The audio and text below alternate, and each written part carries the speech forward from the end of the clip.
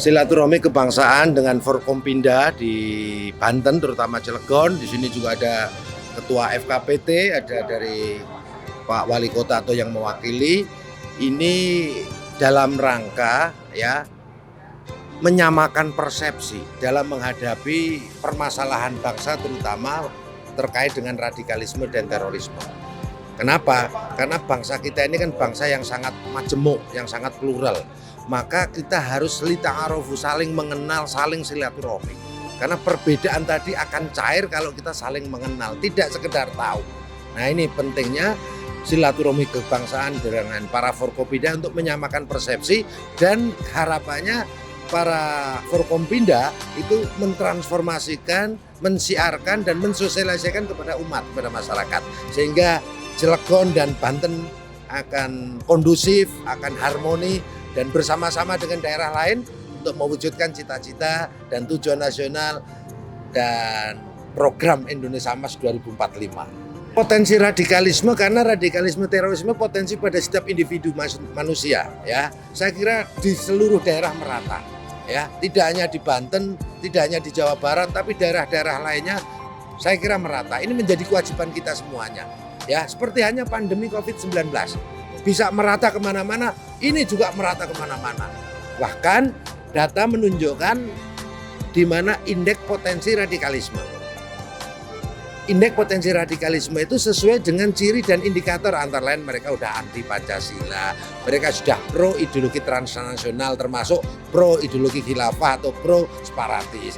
Mereka sudah takfiri dengan mengkafirkan orang lain atau pihak lain yang berbeda, tidak hanya beda agama tapi juga beda paham kelompok dikafir-kafirkan.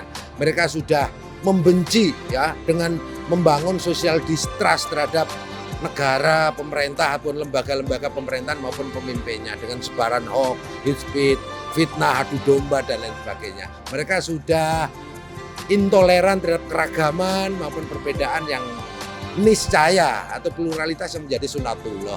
Mereka sudah anti terhadap budaya, seni maupun kearifan lokal, keagamaan. Anti di sini jangan disalahpahami, ya, bukan berarti tidak melakukan.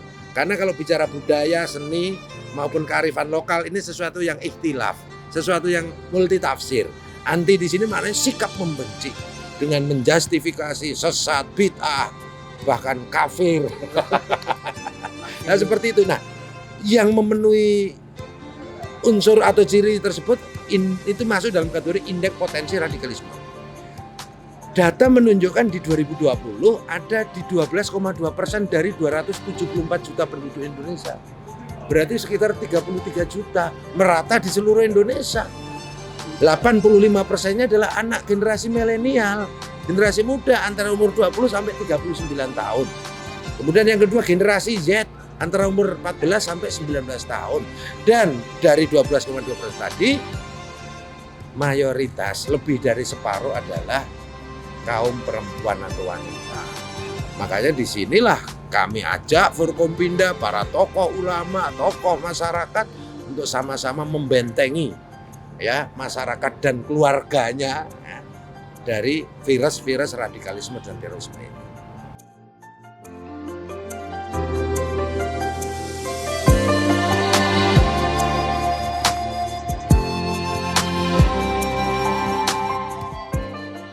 Tentu kami sangat bersyukur dan berterima kasih kepada BNPT.